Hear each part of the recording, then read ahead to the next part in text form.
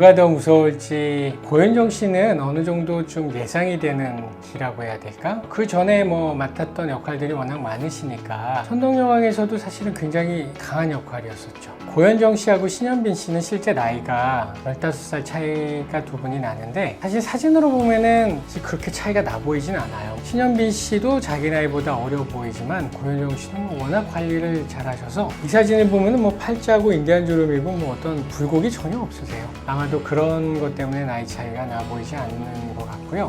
극 중에서 만약에 기싸움을 한다고 하면은 사실 누가 더 세냐 뭐 이런 거를 가늠하기도 어려울 것 같고 그냥 모르는 사람들이 보면 누가 더 나이가 많은지 사실 가늠하기 좀 어려울 것 같아요.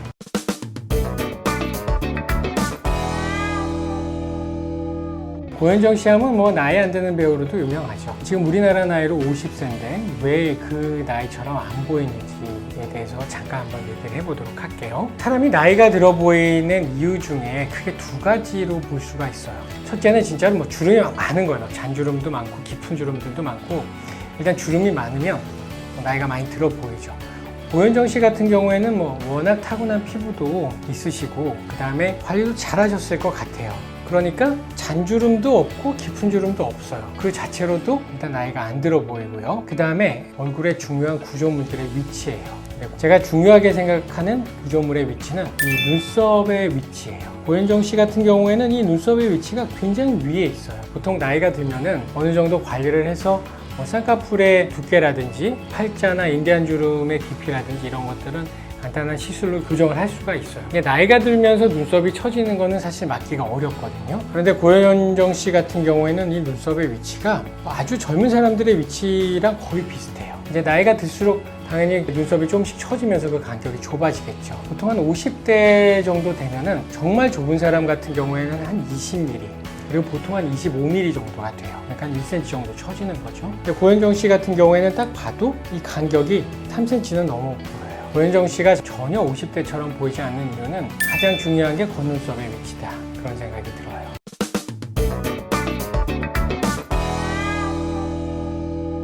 40대에서 50대 초반 중반 정도 되시는 분들이 상담을 오시면은 최근에는 쌍꺼풀부터 권하진 않아요. 쌍꺼풀도 작아지고 겉눈썹도 내려오고 이게 총체적으로 이제 다 변화가 생기죠. 그런데 쌍꺼풀만 해버리면 쌍꺼풀의 두께는 어느 정도 어렸을 때 두께로 돌아갈 수 있는데 겉눈썹은 더 처지는 느낌이 들어요.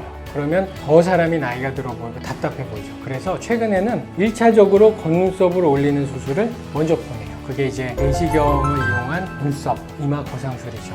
그걸 하면 아까 말씀드린 그 25mm 정도로 처져 있는 겉눈썹의 위치를 대략 한 1cm 정도는 올릴 수가 있어요. 그렇게 올리고도 눈꺼풀이 처져 보이면 매몰법을 한다든지 아니면 쌍꺼풀 절개를 하더라도 피부 절개는 최소한으로 해서 그런 식으로 수술을 하면 20대, 30대 초반의 모양으로 돌아갈 수가 있죠. 그 수술은 겉으로는 전혀 티가 안 나요. 헤어라인 뒤쪽에 아주 작은 절개선을 통해서 내시경 기구를 이용을 해서 수술하는 방법이기 때문에 겉으로는 전혀 알 수가 없어요.